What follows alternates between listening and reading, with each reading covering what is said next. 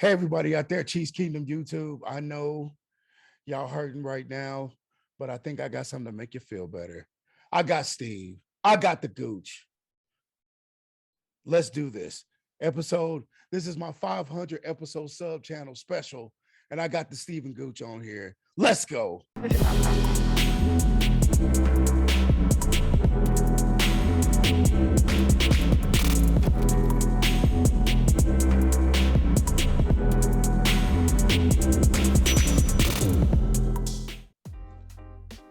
Hey, everybody out on Cheese Kingdom YouTube. It is your boy, Big Chief Sean. As I said in the intro, I got Steve here, and I got the Gooch.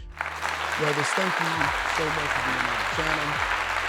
Y'all don't know what this means to me. I am so overwhelmed that you both took your time out of your day to say, hey. But before we get started, if you like this video, won't you give it a like and a sub? And show support to the channel. Not only that, show support to my boys, Steve and Gooch, for that morning huddle on RGR football. It is top tier football news, top tier football chat with some of the realest football fans you're gonna find. How are y'all feeling today? I'm a mix of emotions, like all over the place. I have moments where I have bursts of anger, and then I have moments where I try to be rational and calm myself down. And then I'll have moments where I completely forget everything. And then I have moments where I'm depressed, and then I have moments where I'm angry again. I'm going back and forth all over the place. Brian, you muted, my brother. Oh, I know. I just muted because I got the background noise. And I was waiting on. I was waiting on. So how you feeling? How you feeling, Big Brian, man? Tell me. Let it out, man. Let it flow. First of all, congrats on 500 subs. That's the whole reason why we're here. It's an honor to be here with you, me and my boy Keas, and doing something different for us. So it's like, it's all good. But let me get down to the nitty gritty. I don't know, and you have to excuse me, Keas. I don't know what the fuck happened. I don't know. It was weird because I had said somewhere else that this was Mahomes. If you look at his scouting report, every negative thing that they had to say about him, you watched in the second half. Every single thing. And I mean, he's always been. They've always said he was more Favre than Rodgers, but I've never seen Favre collapse as fast as we saw it in the second half. It was almost as if, I think he's said something in our Discord that almost like the interception made him skittish. I mean, even down at the end, when he was patting the ball on the fumble, he was staring down Kelsey, but Pringle was wide open. And can't figure out why he didn't pass it. I am stunned, but I think that, I mean, if this doesn't force turnover and have Andy sitting down rethinking his strategy, I don't know what will. I mean, I've got more to say, but I'm gonna let you take it. Now, it's really hard to even swallow what happened. Such a dominant first half, and we looked like we couldn't be beaten. It was like everything was done beautifully. Every play was executed. Keys, my dude, what the fuck happened at the end of the half? Like it was just like the light switch went on, and as soon as they scored, everybody was still fine. It was 21-10. Okay, then, which was already bad enough. Y'all let them score almost at the end of the half, but then we get the ball, and then we do literally nothing with it, and it was like you could see that spark from the Bengals, like that. It's like you gave them that fire. What the hell happened, Keys, man? Tell me. You know, I wish I knew the answer, and I know everyone kept saying, and I think even Roma was like, this has shades of the last time we played them. And I'm screaming at my TV, well, except for the fact that we get the ball to start the third quarter, right? That's the big difference. Is it was an 11-point game then, but then they got the ball to begin the second half. This time we get it. But then we go out and we don't score again. And this is something that I think Gooch and I talked about a lot in the past, since we've been doing the show, and in RGR comments over the last year or two or three. Like, this is an Andy Reid special. Everybody has their strengths and everybody has their weaknesses. And Andy's, one of his biggest weaknesses, now I think he's gotten a lot better with his game strategy, and management. But one weakness that I've still seen out of him is he is completely incapable of making adjustments throughout a game.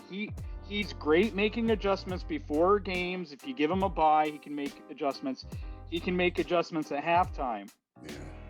But he's not capable of making adjustments during a game. And I don't know, if that's totally like a him thing, or if he's not willing to add somebody to his offensive staff who can do that type of thing in the moment. But for whatever reason, nobody on the offense seems capable of doing in-game adjustments. And I think you saw that the Bengals did. I think they started to adjust before they even got to halftime. Right. And part of the problem is that when you're up that much, right, and you go into halftime, well, so far, the Bengals haven't shown you anything on defense that can stop you. So Andy really doesn't even have halftime adjustments, maybe some minor tweaks here and there.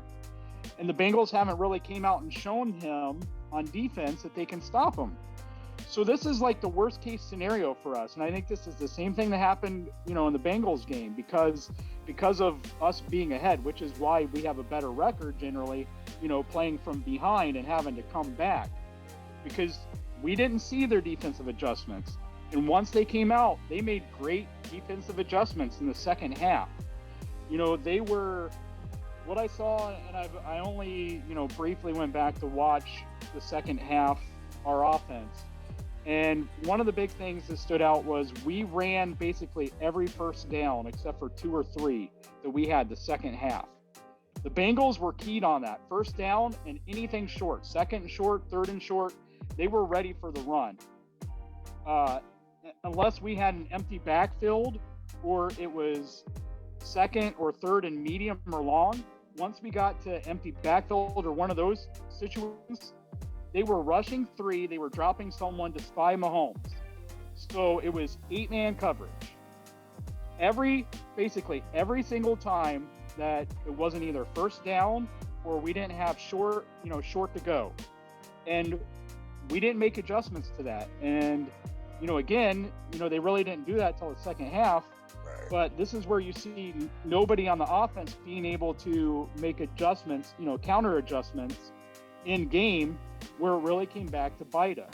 And so they have to get somebody who can do that. Someone who can, I understand you got to see a couple drives to get what they're doing, but by the end of that third quarter, you have to understand what they're doing. Like, you can't go 30 minutes and the only points you score is the game tying, field goal at the end of regulation. You just I don't even know if it's adjustments, keys, more so than I even said on the show, my grandmother used to say about people, like, if someone shows you who they really are, believe them. And this is Andy. Andy was ahead of his time in Philadelphia when it was a defensive league. Andy was ahead of his time throwing the ball, which is how he went to 4 straight NFC championship games. He's ahead of his time, but he ran in great defenses. Now, his side of the ball, and he's a genius, it's now his time on this side of the ball. Well, this is what got him here. You know what I'm saying? So this is what he's going to run. And I believe that comes from stubbornness. Yes, you should have faith in your system, but you're too stubborn to change it when Cincinnati is showing you, we're going to drop 8. Like, we know now that you can pass over the middle. So now when we drop 8, we know that you and your gunslinger quarterback, all you're going to try and do is throw. Same thing with Mahomes. Like, Mahomes, the first 6, I said in the other that a lot of people won't be able to watch, but the first 6 weeks of the season, that's who we were as a team. Yeah. Yes, we went on that 8 or 9 game winning streak, but when we took out Neiman and Sorensen and I don't mean to get you started down that path, Keys. I don't. When you took out Neiman and Sorensen, the defense turned around. But what people aren't pointing out, or people not saying, is that as that win streak continued, Sorensen and Neiman snaps went right back up to where it was 50, 60% in the Cincinnati game in week 17 to whatever it was in the championship game. And with you know, that 2-point conversion was thrown where Sorensen was supposed to be covering. And why the fuck is Daniel Sorensen covering Jamar Chase? Why? Like, I don't know what side of the bed you woke up on, or if you just ran through the stupid forest and hit every tree, but putting Sorensen on Jamar Chase was the stupidest move I had ever seen. You know what I'm saying? Like, I watched and I was like, oh, there's Sorensen trailing. This is bad. Yep, bad. You know what I'm saying? And Mahomes, I think, I want to call it PTSD from the Super Bowl because now all of a sudden people were around him and he had flashbacks. But what I really think is it was a big moment. And he looked for the two people that Cincinnati were obviously going to cover. And neither one of those guys were open. And so he's patting. He could have even took off. I watched Pringle run across the goal line wide open, but I'm sure McKinnon was in the flat. You know what I'm saying? But he's holding it. Then the fumble? I mean, come on, like, what if this was the one time that Butker missed the chip shot field goal? You know what I'm saying? And then, I'm just going to keep going. The interception in overtime was one of the most ill-advised passes I've ever seen Mahomes throw. Like, ever. Like, it was like, I'm going to be the hero this game, and we're going to do it again, and everything's against you. Not to mention you just won this overtime thriller last week. Yeah. No team in the NFL has ever won back-to-back overtime games, and you playing around. When we're averaging, I think Keys put in our Discord 6 yards a carry per run and 1 yard per pass attempt.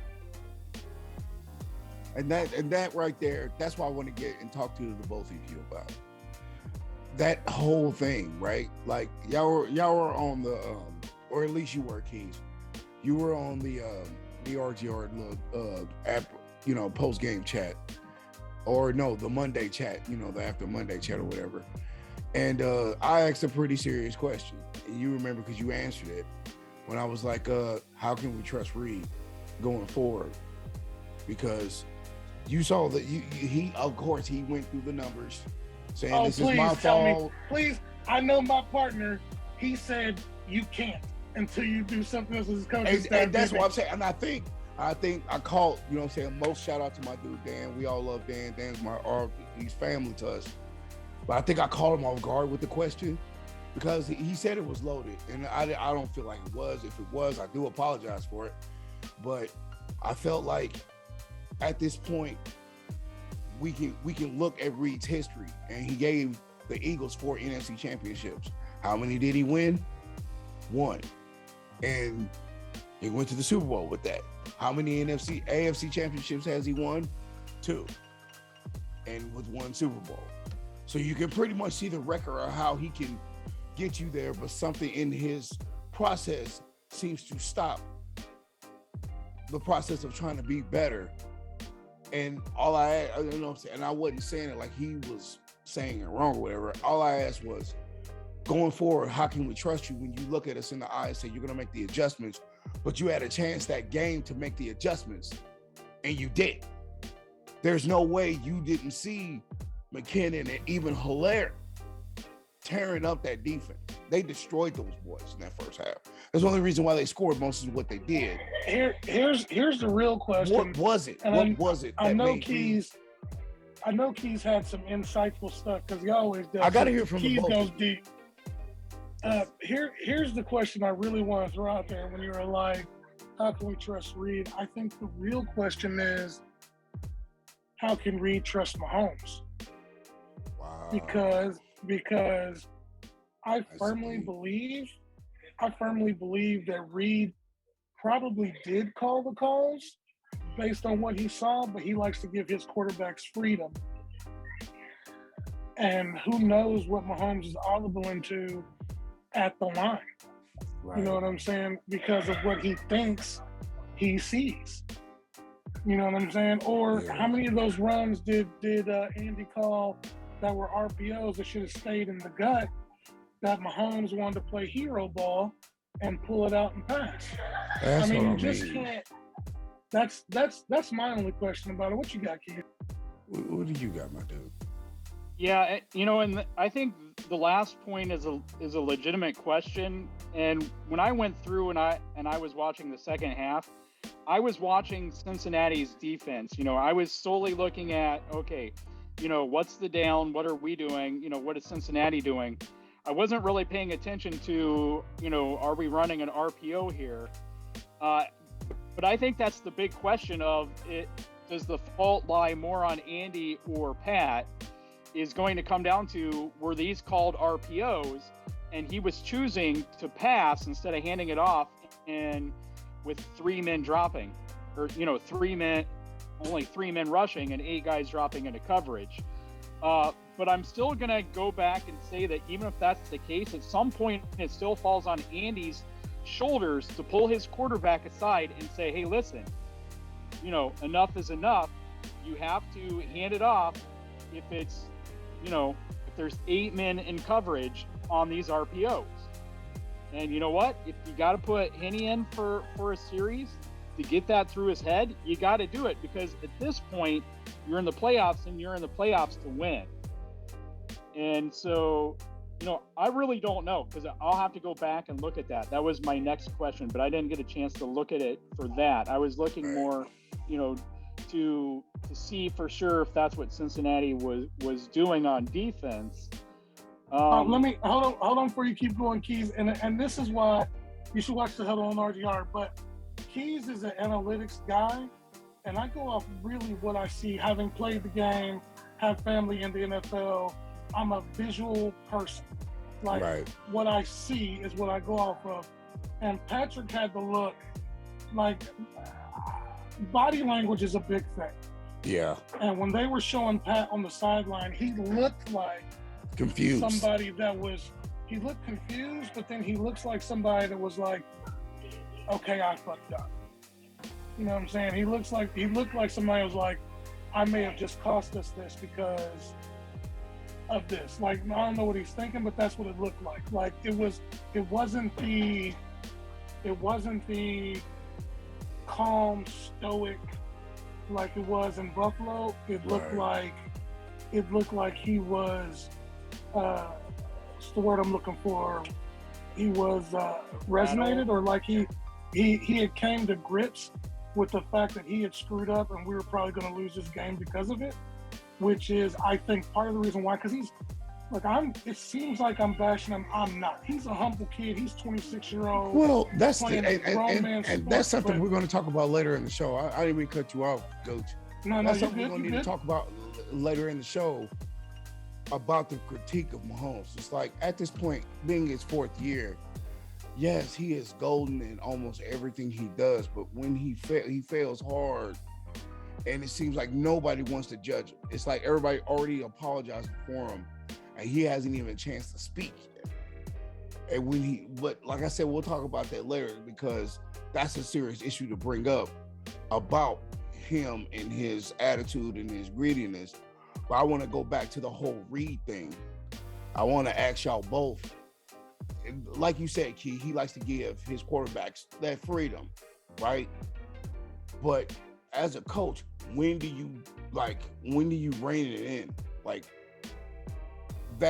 after the 3rd quarter, he should have reined that in. And like you said, bro, like you said, Gooch, you know what I'm saying? Like, hey, man, it's enough. We're trying to win.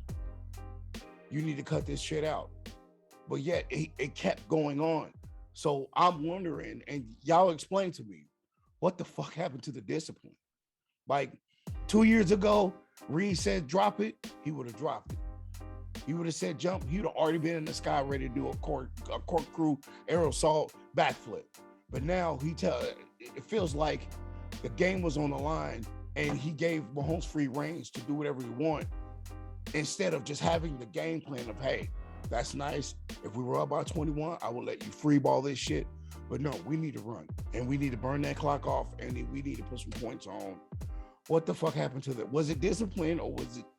Well, both of you, starting with you, Keys. What the hell was it? I mean, I'm trying to figure it out.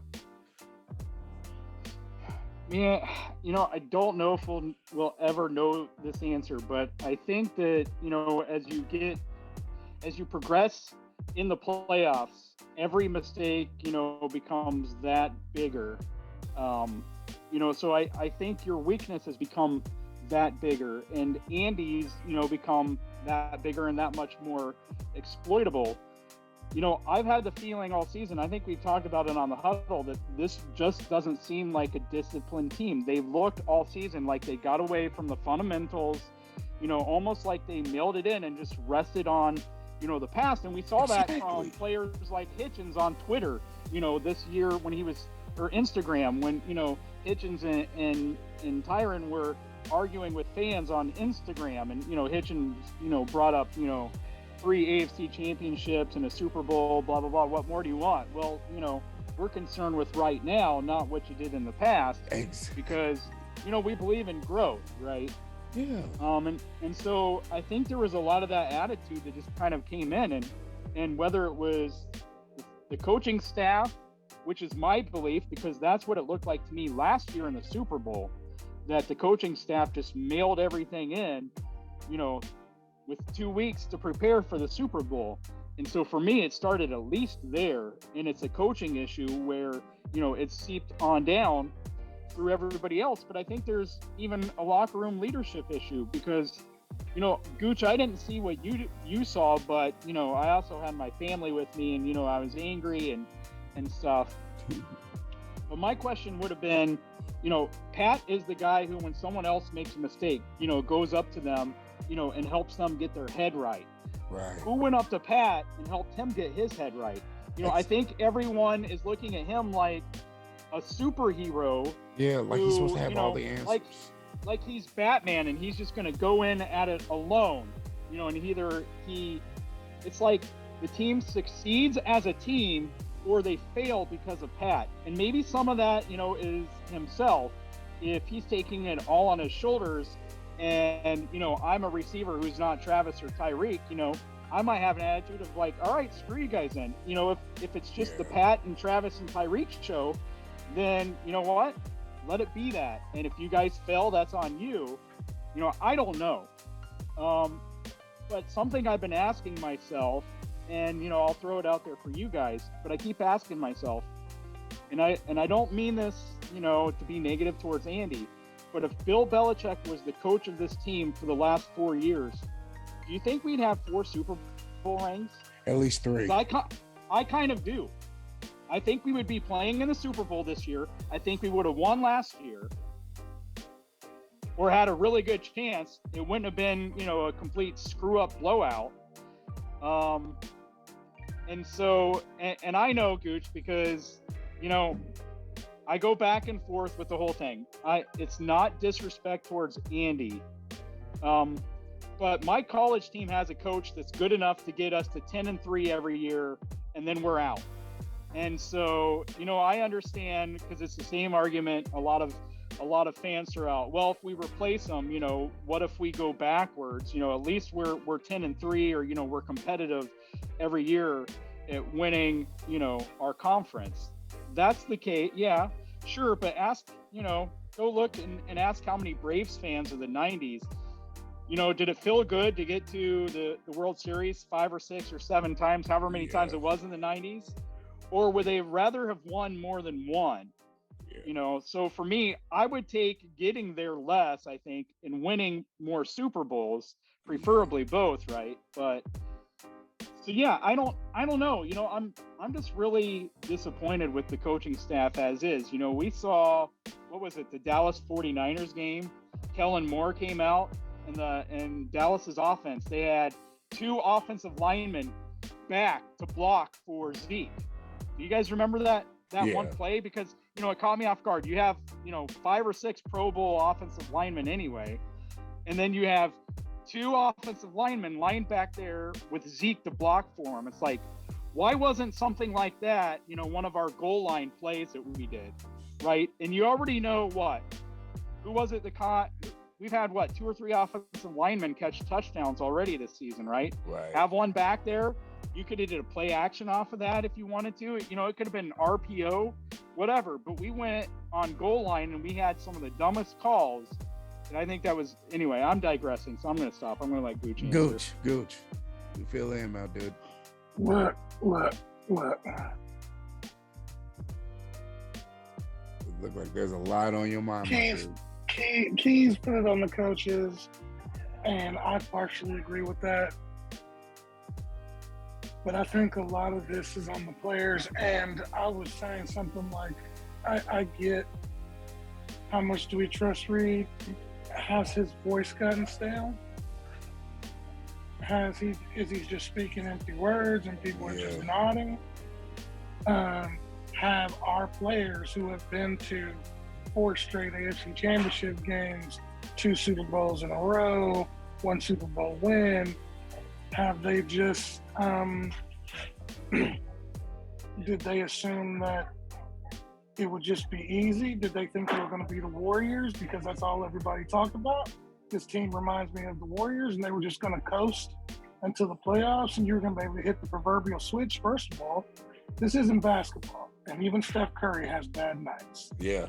You know what I'm saying? And secondly, what if it's not Andy and Pat's been drinking his own Kool-Aid?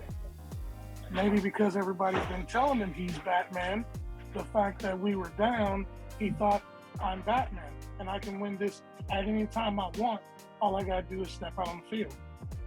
You know what I'm saying? I mean, there's so many things, and I would point out, like I've watched, and I would point out the fact that all his footwork and his leg placement when he was delivering passes, like they're all out of whack that second half.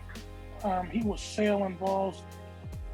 Here's another thing that you haven't thrown to DeMarcus all damn game. Then when the game is on the line, you throw 2 at DeMarcus? Are you kidding me? Did somebody drug my man behind when he was sitting on the bench? Dude, when he threw that, I'm like, Robinson, all fucking year, you barely throw it to Robinson. AFC Championship, you decide to give him 2 opportunities. This was almost as bad when we had Gordon, and you tried to give Gordon some love, and he just couldn't come up. Like, it's me and another YouTuber were having this conversation, and he brought up a really good point that I hadn't thought about, and it actually is interesting, Keys. So I want you to think about this too. The Chiefs, first of all, I don't know how the hell the Bengals held us to 3 points, 6 points in 2 halves of football, but somehow they did it when nobody else did. But secondly, the Chiefs were playing as if they were losing the whole second half. Yeah. If you think about it, all those play calls, we were playing as if we were behind, not in the lead.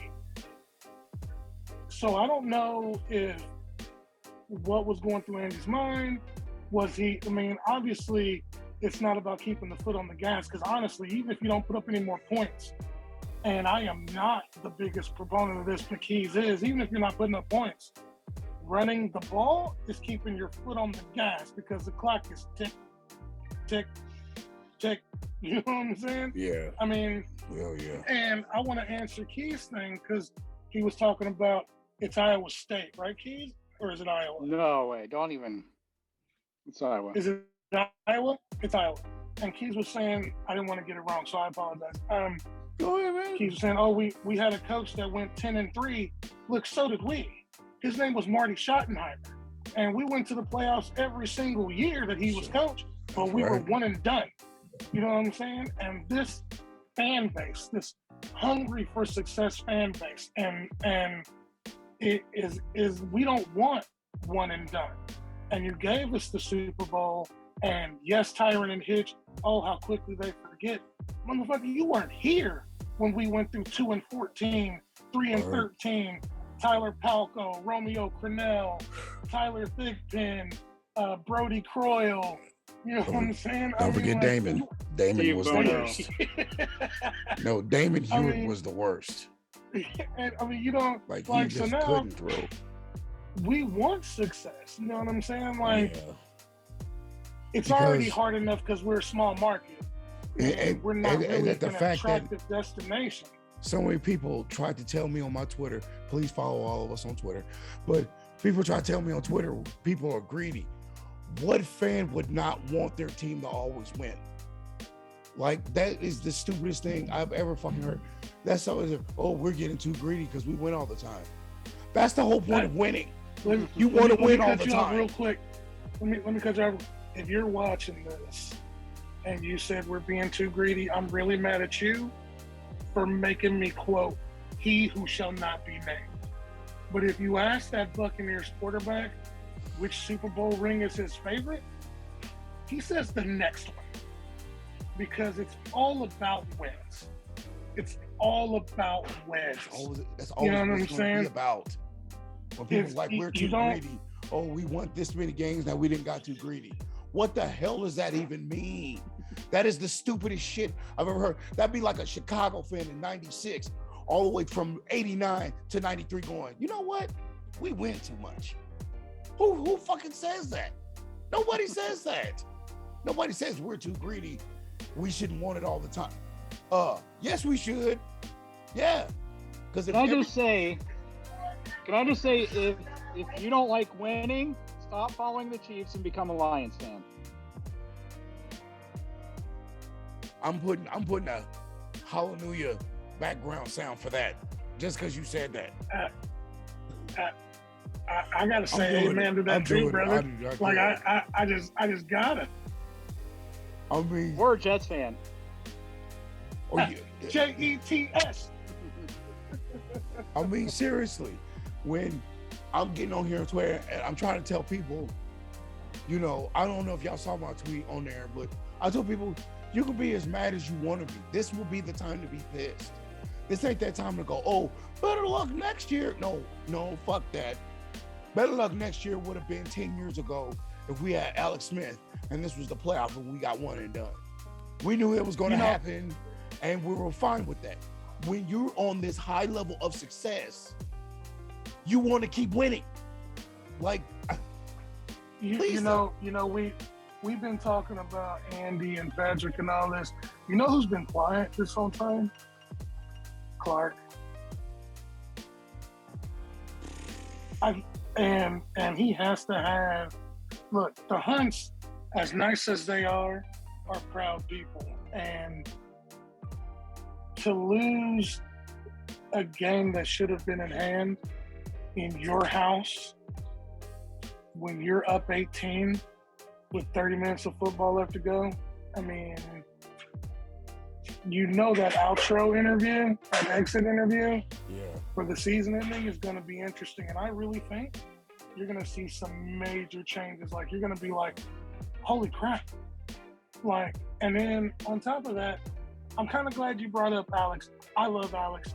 Thank you, Alex, because I did another show where I said Alex at the time was the leader we needed, because that was right after the Belcher thing and all that. And Alex came in with Andy and kind of stabilized the ship.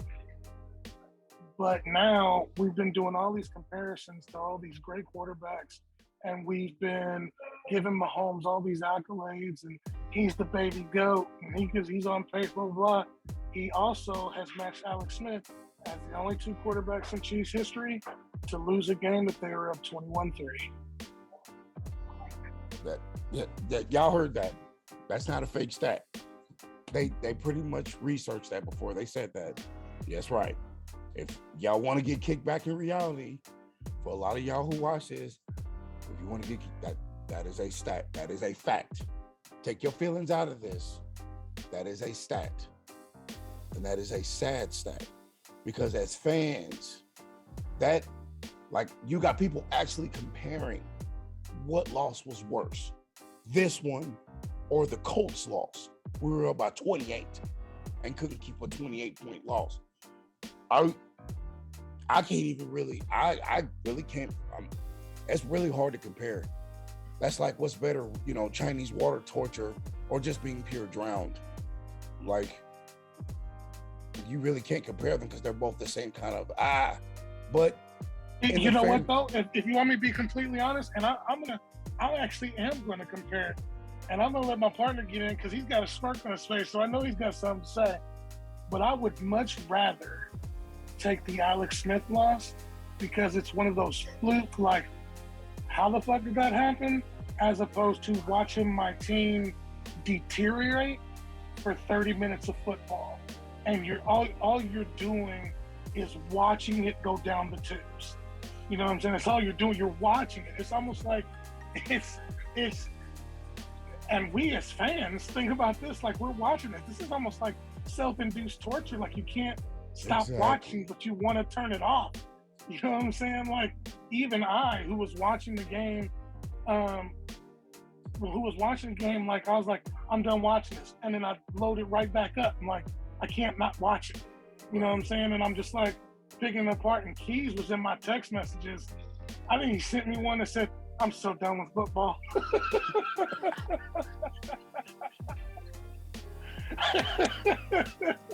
Keys, you sitting there. You smirking back there. Yeah, Keys, you're way too quiet, my dude.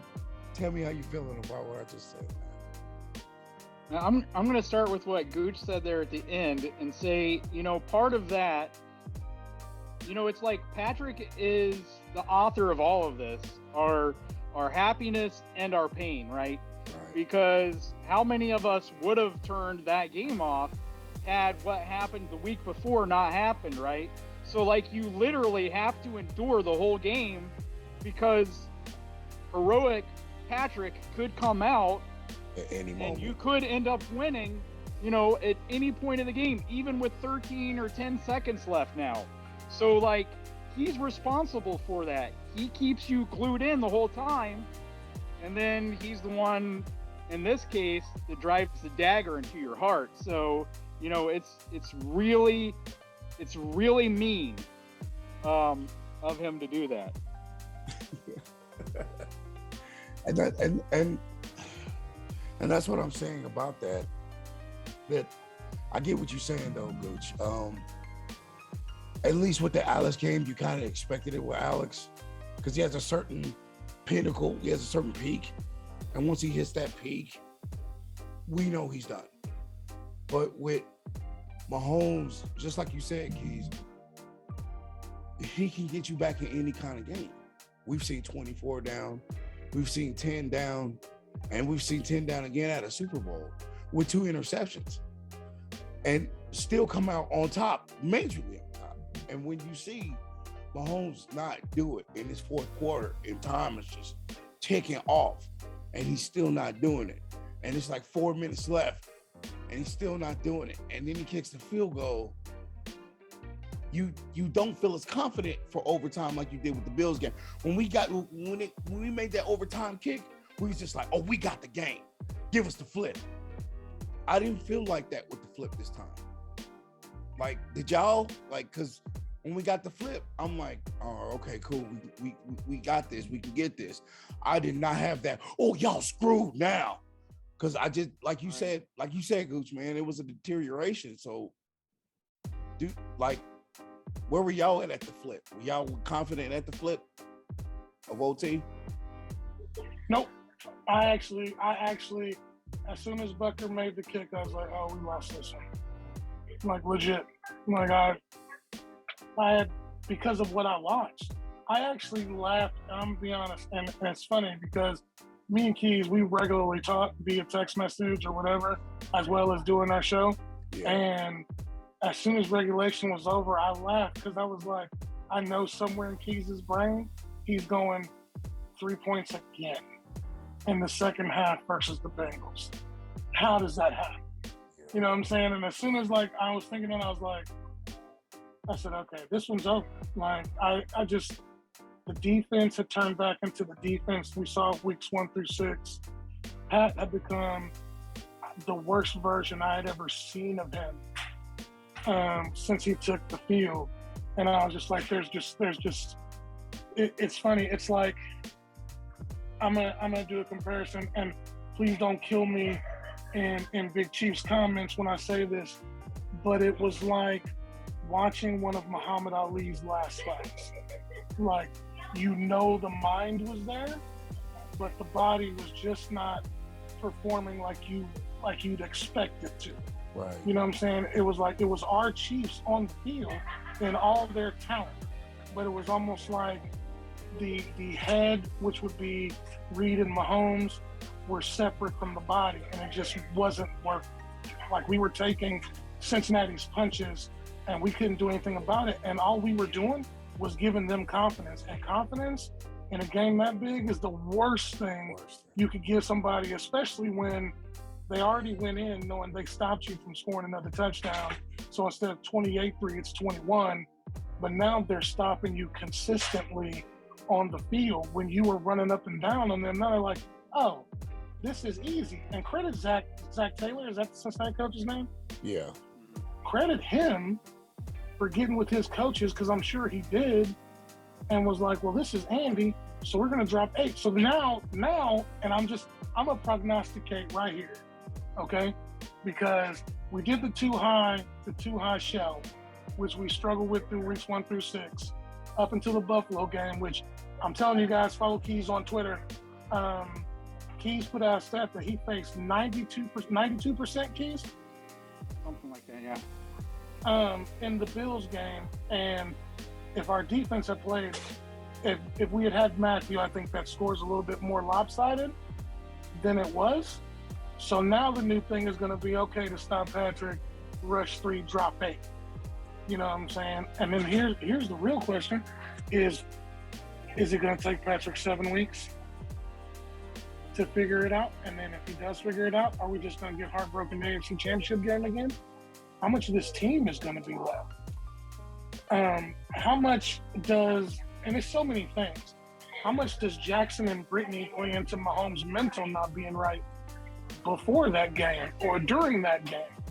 You know what I'm saying? Like, there's so many things, you know what I mean? And new baby at home, and which, Big Chief, you need to congratulate Keas. Keas has new baby at home. Her name's Lydia. She's a cutie. Oh my God! Congratulations, my dude. I mean, there's so many things. But I have so many things running through my head. You don't have a long enough show for all this rattling around up here. But don't worry, don't worry, y'all. I'll bring them back, even when this is over with, because they're coming back on my show, regardless of what they say. They're coming back. I had to make them come by gunpoint to come on the show. That's all right. I got a bigger gun, so they are coming back. So you will see Steve and Gooch again, I promise. Hey, Frank called. He wants that gun back. It was his bodyguard. It was his bodyguard's gun, and he needs to put it in his bag. What he needs to put in his bag is workout equipment. That's what he needs. I don't want to get off the game. But did anybody see that he said he wanted to stay? And I saw that. Ryan, and I hope you're watching this, boss. Ryan was like, well, if you take a $6 or $7 million pay, no. We paid Frank $20 million a year, and I threw it to Keas and I said, for the time that he's been here, he has averaged 6 sacks and 29 tackles. That is what $20 million a year has gotten us since we got him. And I don't, you know what? We weren't going to pay Tano Passanio that kind of money, and those are his numbers. So, bye-bye, Frank. I mean, didn't we draft the kid from Florida State, Campbell? I mean, we stood through him, and I'm not one to say the enemy needs to be a coach. I think he needs to get away from Reed.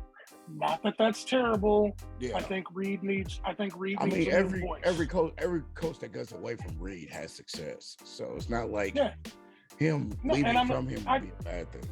I just think Reed needs another voice in his ear. I think everybody calling for Spags' release or not to resign or whatever. I need you guys to think about this. Okay, cut out the love for Neiman and Sorensen. He took the 32nd ranked defense and made it one of the top defenses until he started sliding them back in. And Yeah. Spags is an old school coach, so he goes with vets because he trusts vets. It Yeah. has nothing to do with the fact that Gay or Bolton can't play. It's just that in big time situations, and I get it. And as like I initially was like, he's got to go. But if you think Right. about it, in big game situations, and even with Neiman and Sorensen, would you rather have, and please don't think I'm comparing them, but would you rather have the guys who have been there before and in the league the longest, or do you want your young guys who could possibly make that one mistake? Now, I know Keys is about to say, you put the young guys in, they're more athletic and this, that, and the other.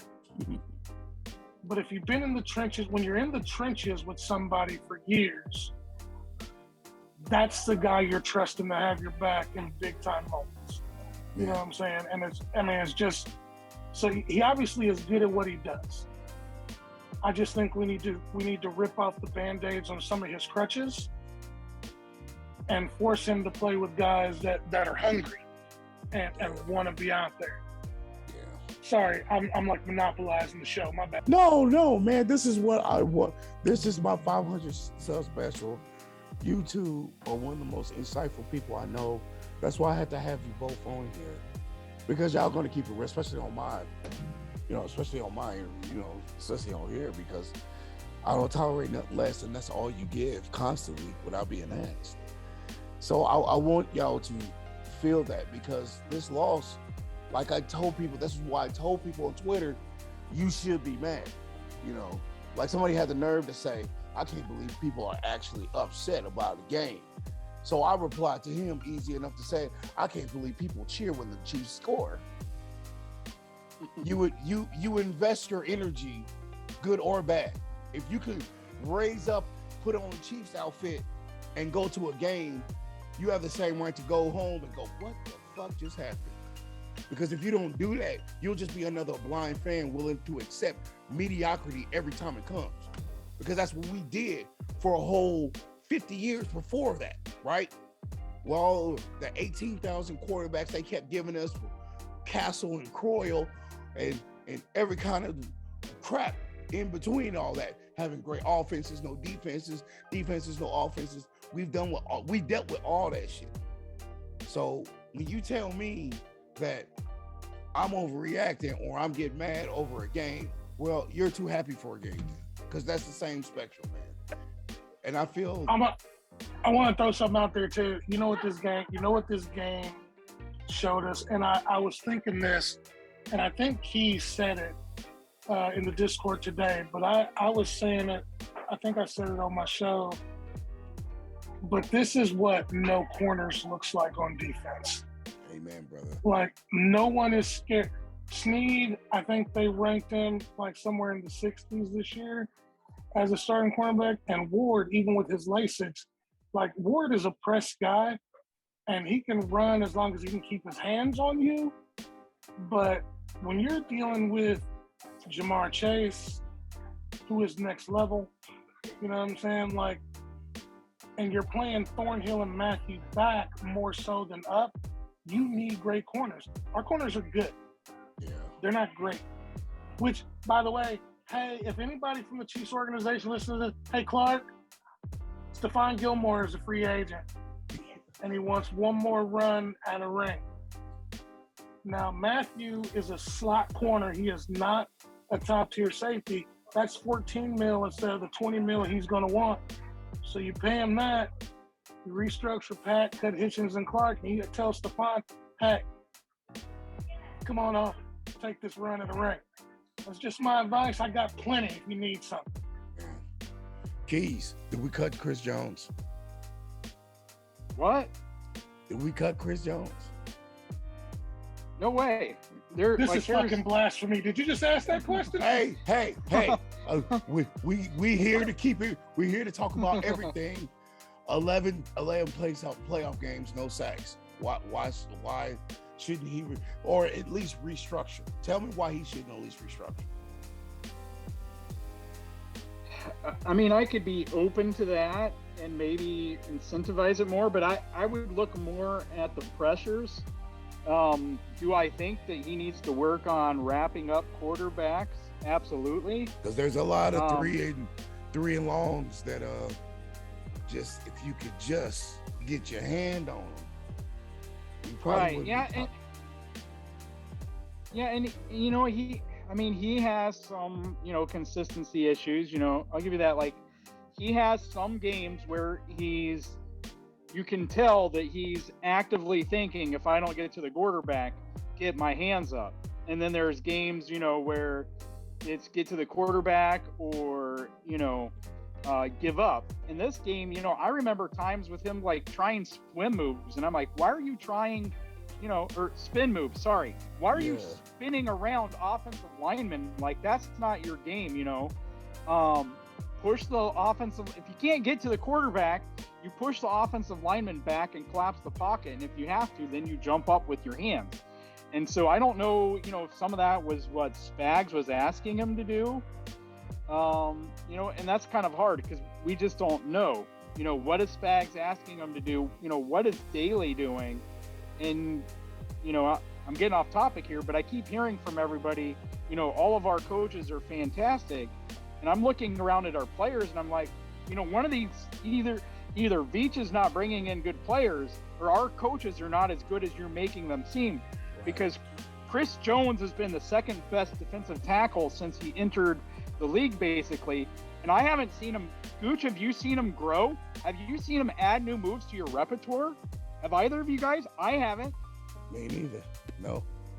That's the only reason why I said blasphemy. And Keys, I think you hit it right on the head. Chris Jones, this is like, and Chris Jones has always been considered the second best defensive tackle to Aaron Donald up until this year. Yeah. Because I think Parsons is not lineman, but no, it's Hendricks, yeah. And I haven't seen Chris do anything, and I think maybe a lot of that has to do with the fact that he wanted to be an edge rusher, and all of that. I saw the spin moves too, and I was kind of like, what the hell are you doing? Like, you push the center back on the quarterback. That's what you do. This is the same thing Aaron Donald does. But if you look at his numbers, well, aside from this year, if you look at previous numbers, his numbers are always around Aaron Donald's. He just happened to be in the league at a time that there is a man named Aaron Donald. Otherwise, we'd have the best defensive lineman in football. I don't know if the restructure, because it's only, 2 more years, Keys? Or does he have 3 more? I want to say 3. I don't know. I haven't looked at it. I mean, you can restructure because Chris is only 25, 26. Right. So, I mean, he's got some years. You keep him under control. I think platooning him with Jaron Reed didn't work out. Jaron Reed's starting to turn it on at the end, but he's not CJ. You know what I'm saying? Now, we're going to start, Keys. Give me 5 people that need to go this season. Go. Oh shit. You're next, Gooch. Well, you go first, Keys. Right. 5 that need to go now. No questions. We have some easy ones. Sorensen, Neiman, Hitchens, Clark, and number 5, harder. Right now, I'm on the defensive side. Those are 4 right there on the defense side. Right. I guess if I go to the offensive side, I'd probably go Robinson, I guess. 5 right off the bat right there. Matter of fact, you seem like that was too quick, brother. Now you got to give me offense and defense now. You already gave me 4 for defense. How nitpicky are we being here? No, be totally candid with your boy. I want to hear this. You know, like, offensively, sweet Jesus, I want to hear it too. Come on, Keys. Let's go. You know, for sure.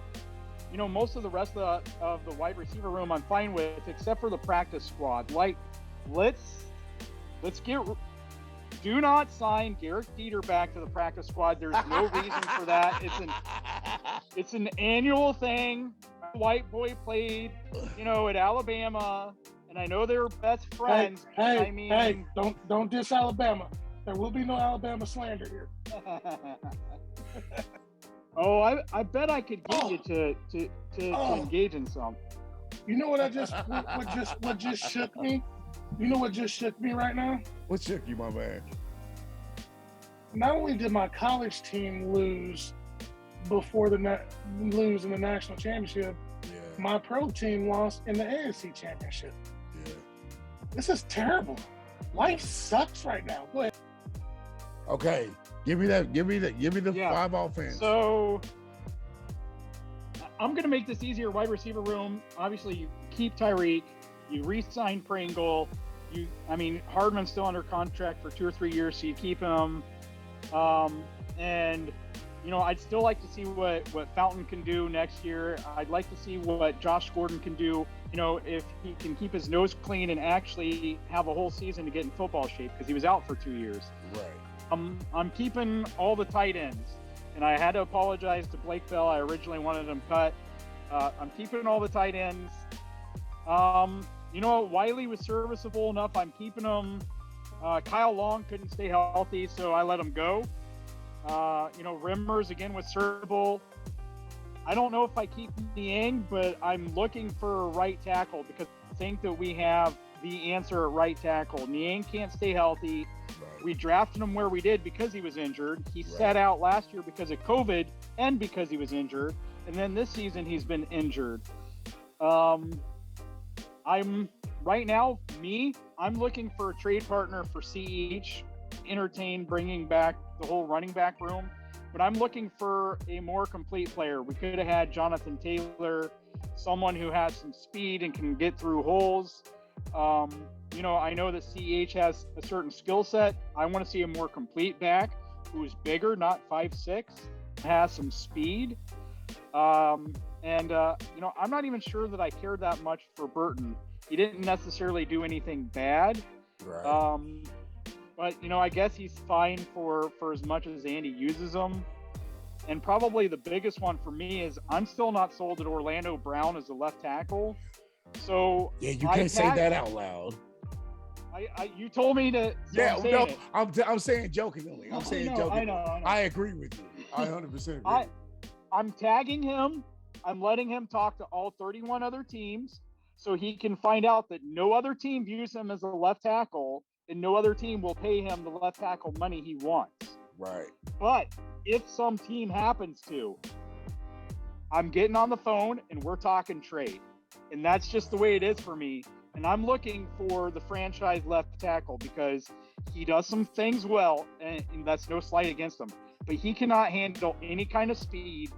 And I don't know if anybody ever paid attention, but he had at least a 5-game stretch where he was false starting basically every play because he needed to get a little extra, step there against speed rushers, and they just weren't calling it.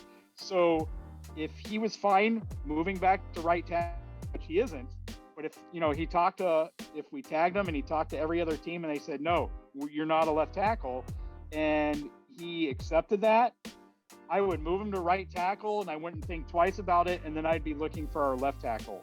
But I'm not convinced that's Niang either, and I think the Chiefs used to be convinced that's Niang. Niang did not look good at left tackle. Right now, where I'm setting, the best left tackle play I've seen this year is the first time we played Cincinnati, and Orlando got hurt before the game. Niang got hurt at the beginning of the game, and we moved over. Sweet Jesus. And we moved over Tooney to left tackle, and we had Allegretti as our left guard. That was the best left tackle, left guard I've seen play this season. So, and I'll probably get crushed for that in the comments, but I'm just saying what I've seen. I'm not saying I want Tooney as our left tackle, but that's why I'd be comfortable tagging and trading Orlando, because if somehow you miss out on another tackle in free agency or the draft, I would be comfortable with Tooney playing left tackle and Allegretti playing left guard, or one of those other guards we have on this team playing left guard. But for me, that's what I would do offensively. Okay. You got your defense and your offense. All right. It's time, Gooch. Time to let off the leash, my dude. Give me my starting with defense. Give me 5. They gotta go. Time to trim the fat. Oh, y'all gonna hate me. Yep. He's got 4 that are the exact same as mine. I know that much. Neiman, Okay. Sorensen, Okay. Frank. Okay. Let Jerron walk and get you a suitable backup in the draft. I personally, just because I would thank him for all that he's done, and I would see what I could get for Tyron. The secondary led by Juan isn't terrible because the kid is good. And I'd play Watts. Like, I've been Armani Watts' biggest supporter since we drafted him out of college. I was super happy when we got him because even though the kid isn't tall, has always had a nose for the football, always seems to know where to be. And he can play the same position as Tyron. He tackles. Yeah. He makes way less business decisions tackling than Tyron does. I just want to put it out there. It is what it is. Hitch, gone. And I give DOD some shine. Who else? I'd resign Melvin Ingram too, but that's neither here. Neiman, Sorensen, Hitch, Frank, Ward. I can see that. I can definitely see that. Those would be my 5 on defense. On offense, sweet Jesus, please tell me somebody said DeMarcus. DeMarcus is gone. I would get rid of CEH. It's way too late, especially if you have any interest in bringing back McKinnon.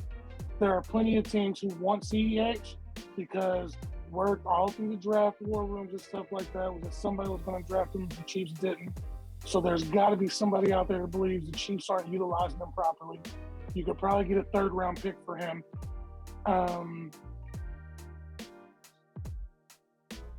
I am not the biggest Blake Bell supporter. Me and Keys flipped on this.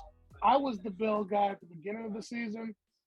Keys is the Bell guy at the end of the season. And I'd rather see Jody, Kelsey, and Gray. And I would use Gray more simply because, and another neat stat that Keys came up with. Gray in college playing with a quarterback who was not Mahomes, caught, what was it, Keys? 97% of the balls thrown his way?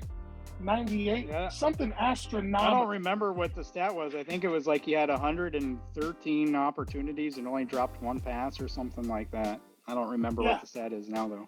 Yeah. Like, and that's not Mahomes. So I'd like to see him play more. I would let go DeMarcus. I would let go CEH. Marcus CEH. Wiley's got to go. I'm tired of seeing him at the right tackle position. Unfortunately, I'm not on the Orlando Brown tag and trade, but I am on the Orlando Brown franchise and this franchise tag. And I'll tell you why.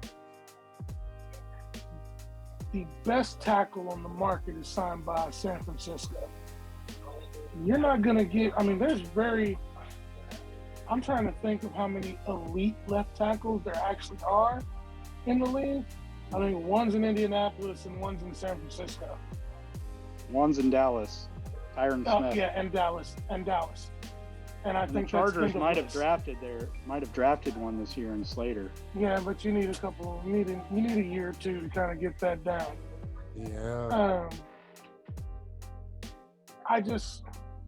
DeMarcus, CEH, I'd let Darryl go. He's another one that's got to go.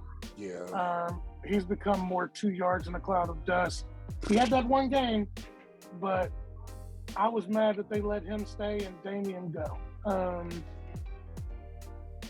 Facts. I don't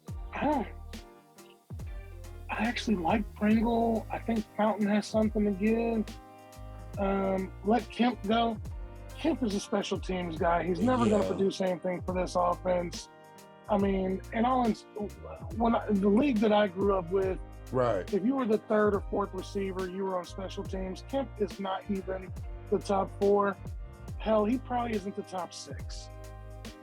You know what I'm saying? So you're wasting a salary. You're wasting a spot on strictly a special team. I mean, Sherman only played 1 or 2 snaps on offense, but he was a beast on special teams. Yeah, he was. He was pretty good on the line too, though. Yeah, but you could count on him. Like, you knew Andy was always going to have a snap or 2 for him. You know what I'm saying? Like, I don't know if I have 5. Let me see. DeMarcus, C.H., Wiley. I would have let go of Alan Grady instead of Luke, the doctor, but that's neither here nor there. Right. Kyle Long is injured all the time. He signed a contract and didn't play a single game. Yeah, that was free money stolen. Yeah. Free money stolen. And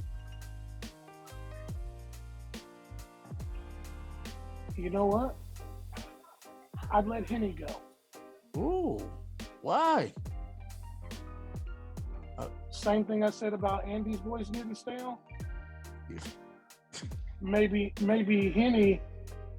Look, it's hard. I say this because I've never had that experience, but it's hard when you're teaching someone who's better than you something that they haven't picked up already. Right. And Henny was a starter in the league, but he was unsuccessful while he was starting. You know what I'm saying? If you're going to bring in a vet, bring back Chase Daniel, who has been successful in this league as a backup or impromptu starter. How do you think he keeps getting jobs? Like, if we let Henny go, nobody's going to re-sign Henny. He's just going to retire. Yeah. But Chase Daniel keeps getting chances because he's a proven winner. He's smart. You know what I'm saying? And coaches trust him. Andy trusted him until his price tag went up to, get this, $10 million a year, which is exactly what we're paying Henny. Really? No, I think he's only getting paid like $4 million. Nah, he got 10 one of them years, bro, because I remember the contract and I was like, really? I was kind of stuck. I'll throw out a name for you, though. Brian Hoyer. He was Brady's backup for years. Yeah. So, he picked up stuff from Brady that he could pass on to Pat. And Pat needs somebody. What he really needs, he doesn't need a backup, and he doesn't need a quarterback coach. He needs to spend his offseason. He needs to spend his offseason with Brady and Manning. Do you think so? Get that legendary air, that advice. That'd be dangerous. Oh yeah, I mean, there's people, especially Manning. Manning is such a perfectionist. Like Brady and Manning, they have things that you can pick up from. Like Manning was such a perfectionist. I don't know that there was anybody that was better, and I could be forgetting, with play action pass of hiding that football where you didn't know that he still had the ball or not.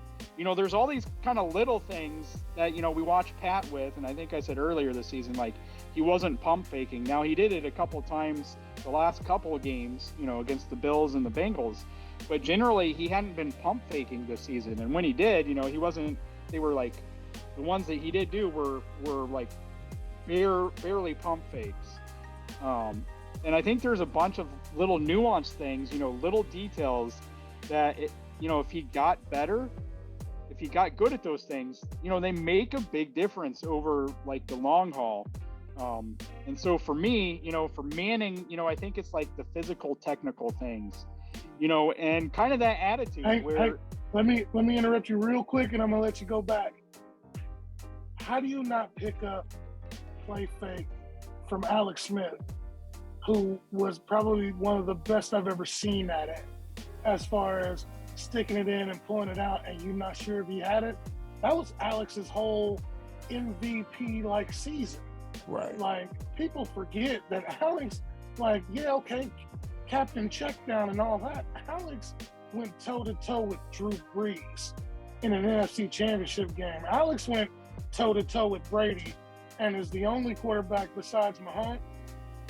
No, is the only quarterback in Chiefs history that hung 40 on Belichick twice in a blowout. That wasn't even Mahomes. That's Alex. So, I mean, like, I don't know how you don't pick that stuff up if you're Mahomes, but go ahead, Keys. I digress. I was just talking. Woo! Right. Yeah.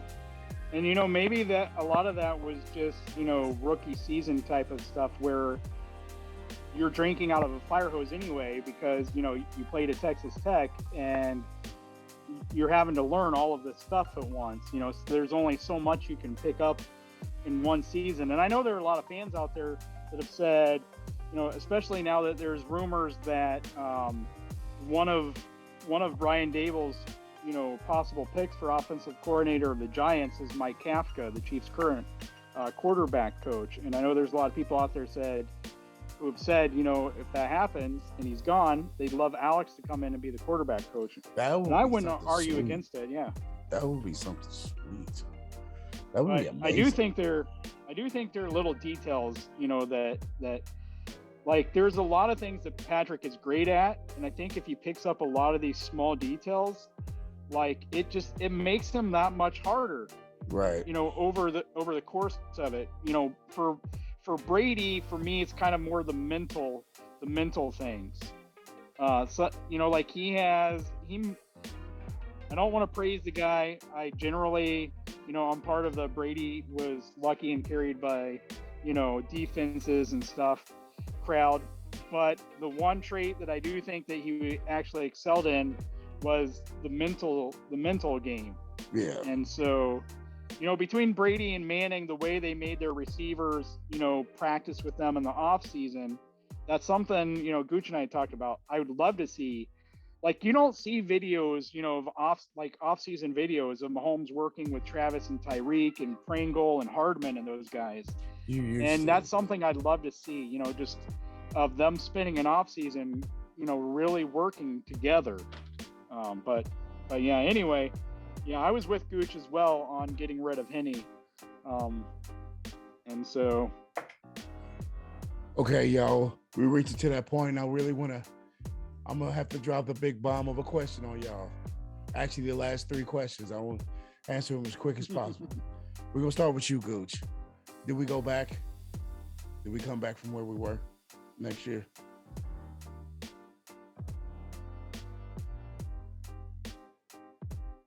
Uh-oh. Come back? Yeah. Come back? Do we? Come back. Come back. Are you talking a 5th straight AFC Championship game? Yes, sir, I am. Yes, sir, I am. First of all, let me point out one little thing. If there's one quarterback who Mahomes would shut up and respect, it would be Alex Smith. So if we could get Alex Smith in here as a quarterback's coach, that would do nothing but help Mahomes. I'd be all for it. I'd be the guy driving the bus to go get them. AFC Championship game, yes. I think we get back. Keys? I think it becomes a bad taste in everybody's mouth, and people are going to pay attention. And I think, like Keys said, like they used to be videos of him throwing to his receivers. I think they get back to that because nothing is more embarrassing than that kind of loss in front of 50 million people who are watching. Somebody comes back with some anger and vengeance, I think. Keys? I'd like to say so, but we've now seen we've continued to digress now. Like we're getting worse. We won the Super Bowl. The next season we make it to the Super Bowl, but we get blown out. Now the following season, which was this season, we make it to the AFC Championship game. We have the lead and we lose. So it's like we're continually doing worse as the seasons progress. So I think the only way we can make it back is with some drastic changes. And, I do think the way that Brett Veach attacks this team will help.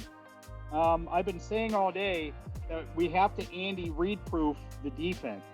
Like the defense has to get better.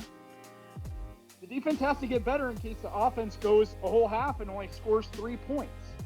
Yeah. That's what I mean by Andy Reid proof. The defense has got to be better for that. Like, I didn't blame the defense for this game, because 27 points against that offense, that was a great job. There were at least 4 or 5 punts. We got an interception.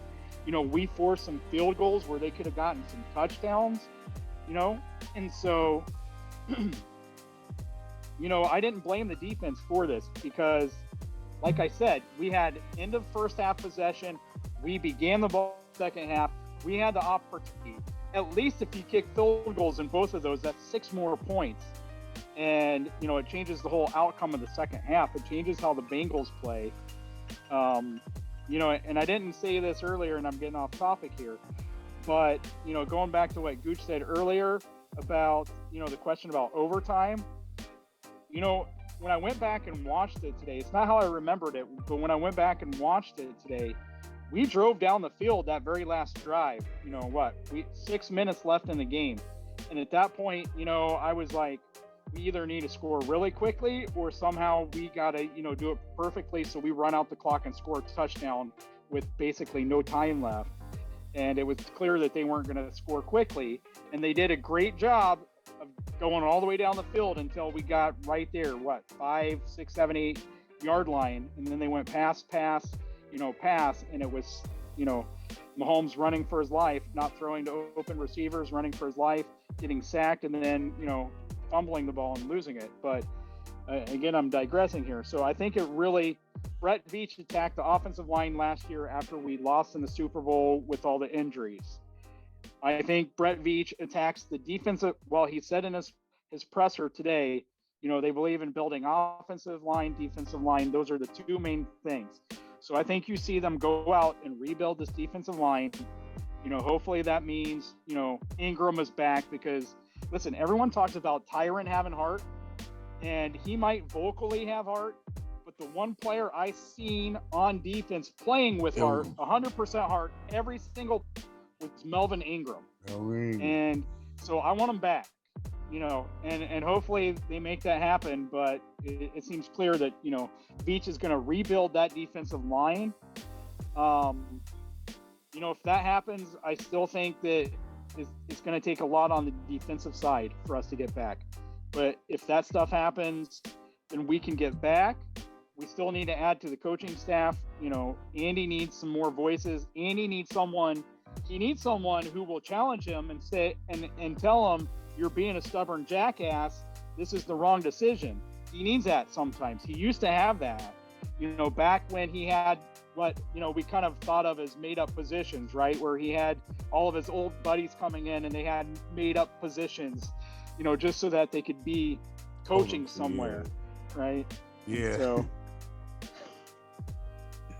Oh man. Maybe is my answer. Yes, Maybe. If things, go a certain way. Final question, you two. Will you two be back on the show? 1,000%. Where the hell was the second question? Did I miss it? That was the second question. That was the second question. Because the second question, we have a little time left, and I might as well ask it.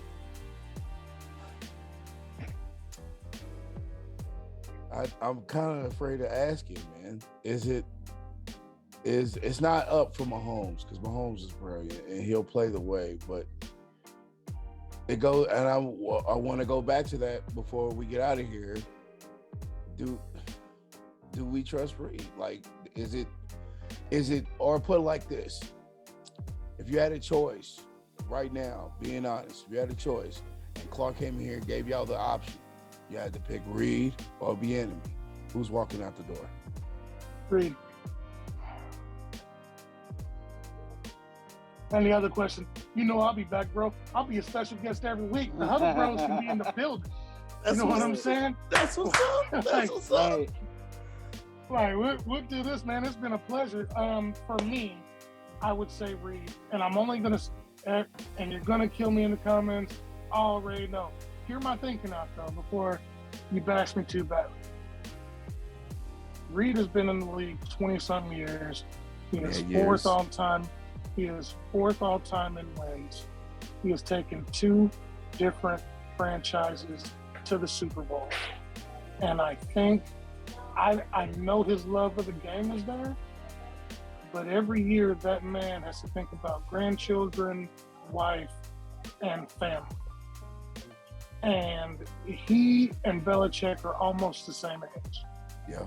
Now, I know 69. I know there's love of the game, Yeah.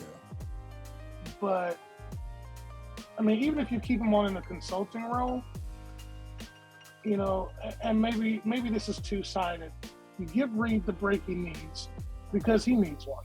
He's been going nonstop for the last, is it 8 years, Keys? Something like that. He's been going Right, Keys? nonstop. Yeah, 8, 9, almost 9 now. Right. He's turned around 2 different franchises. Ours after a tragedy. We've watched him age. Go back and look at his press conference from when we got him to now. You know what I'm saying? And I think every coach needs a break. Think of all the coaches that like took a break and came back and were successful.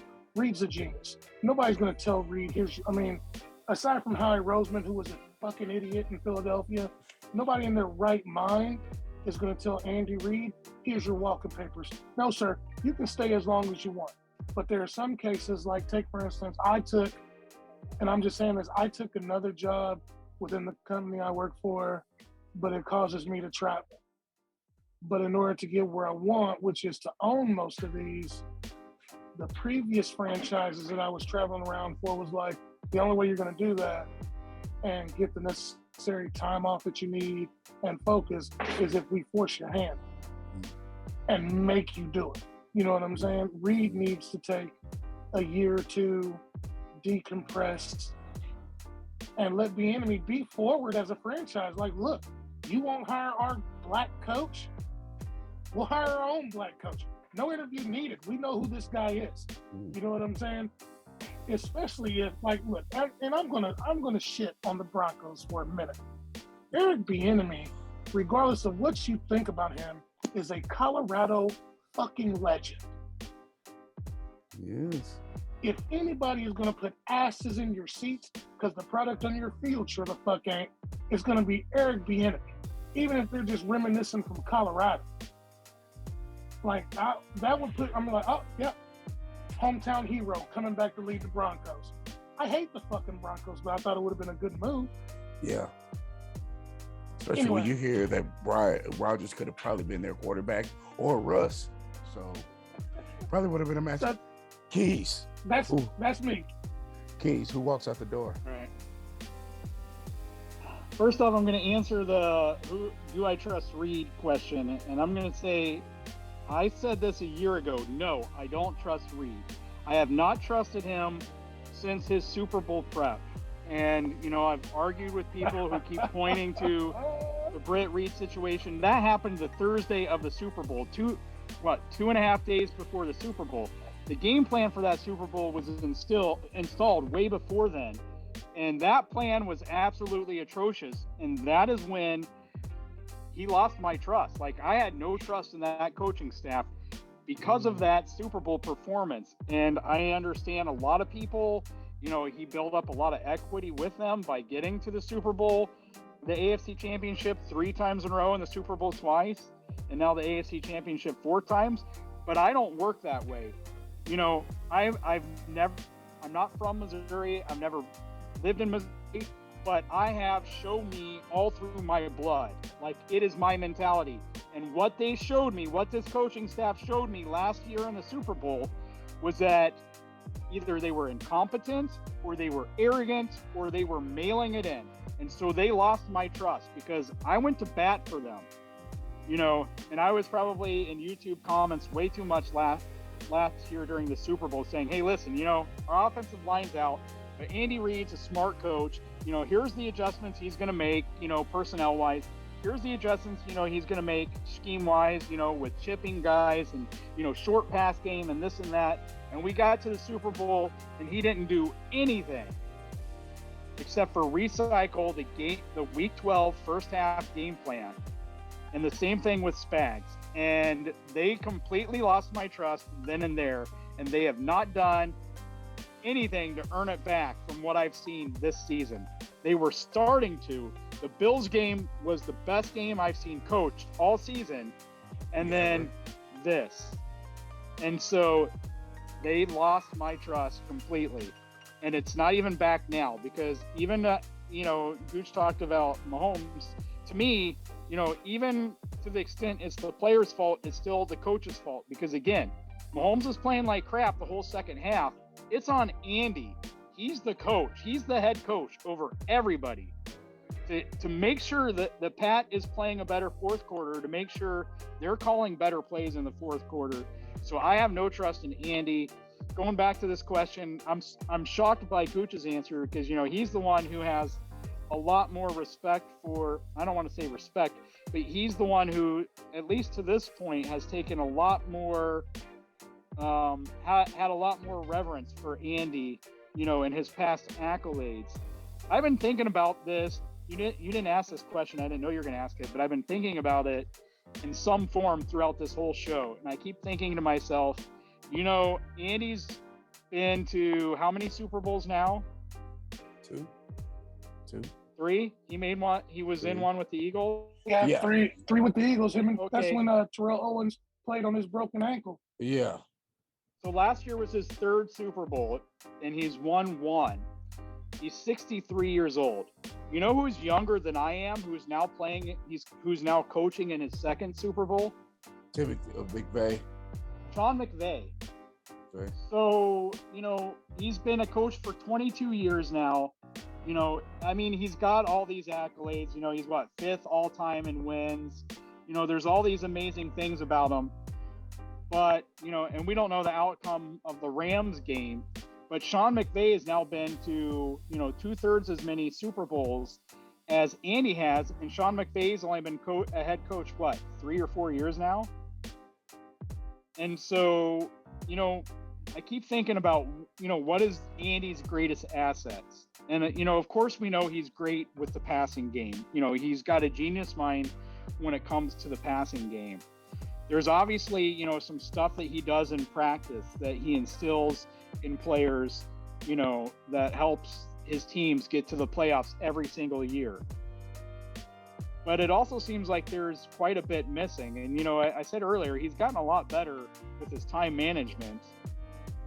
But for me, I keep thinking about, because I know almost nobody wants to hear this, and almost everybody gets angry at the thought, because just like Hitchens did in Instagram, they're looking back at the past and what the man has accomplished. But, head coaches either get fired or they retire. And the best coaches have all faced one or the other. Andy's already been fired once. Bill Belichick wasn't a great coach at the time, but he got fired. And so,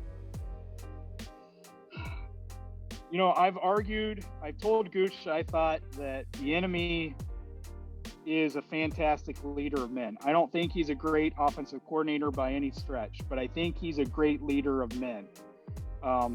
That's been shaken a little bit because nobody, Andy, Eric, nobody, took control of this game in the second half. Nobody was saying whatever Patrick needed to hear to get in gear. But I still think that the enemy is a great leader of men.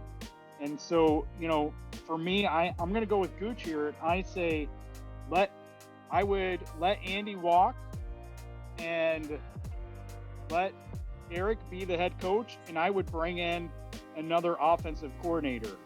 And he's got to let that guy call plays. But Eric, I think would almost, again, we haven't seen him, make time management decisions or anything like that. But as far as like an inspirational leader of men, that's kind of maybe where I'd go right now. And I'm sure that's probably a hot take, but, I'm not trying to make this decision emotionally, and I know that Gooch isn't either. It's not because we're pissed off about, the loss. We're trying to take a rational approach to things.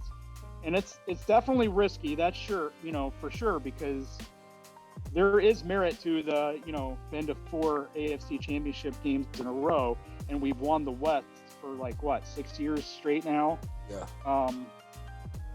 But yeah, I don't know. I'm not 100% in that answer, but right now I just think that there's something that has to do with Andy, and part of that's going to be because Andy likely wouldn't get rid of Spags, and that's probably the biggest thing that he needs to move on. And we said the same thing with Sutton, but Andy was talking at the beginning of the season about how youthful he felt coaching this team, and they need to bring someone. If he's going to stay and he's going to continue to fill that, they got to bring someone in that helps them make proper offensive adjustments, when teams do things like drop 8.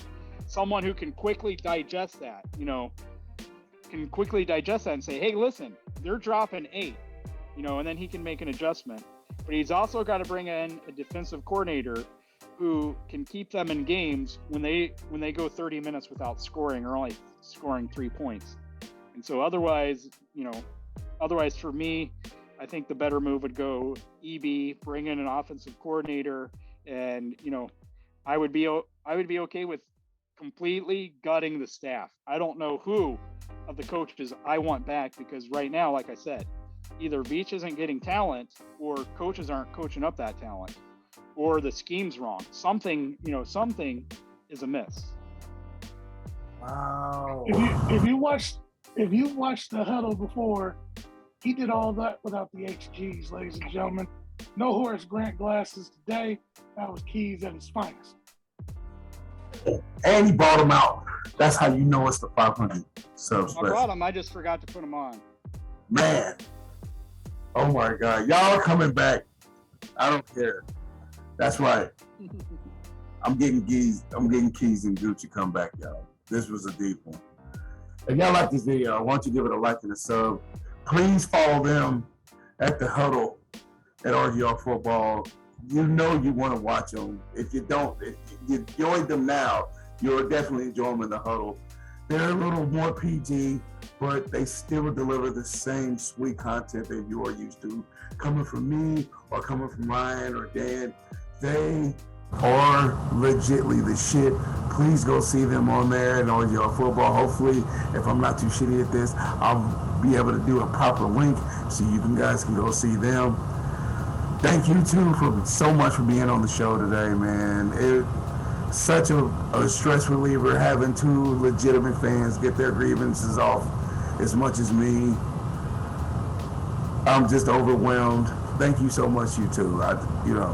Obviously, but hey, thank you for having us on here. Humble. Hey, listen, everybody out there, don't take it out on Sean if you didn't like what we said. All he did was ask the questions and knew that we had answered truthfully.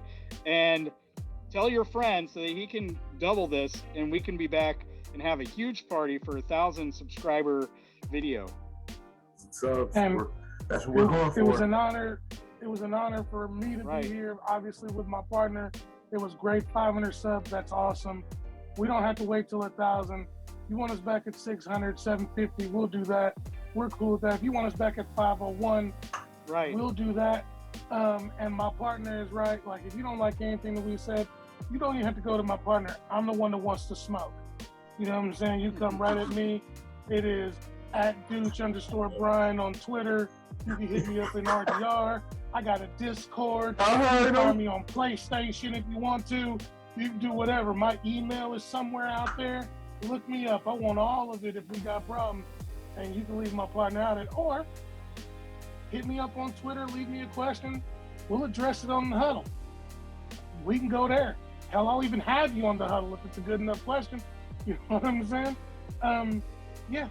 Remember, I want the smoke. My partner's the analytical one. Man, there ain't more to be said. This is your boy Big Chief Sean saying, thank y'all. Thank you everybody who's been watching this to give me the 500 plus subs. The goal is now for 1,000. We're shooting for that. It's more beautiful content. This has been Keas and Gooch, some of the greatest content I've ever get. They are definitely coming back. So y'all be in tune to that. Thank you for everybody. This has been the 500 sub, and we are out of this bitch. Peace. Peace, guys. Get out of here and go eat some popcorn.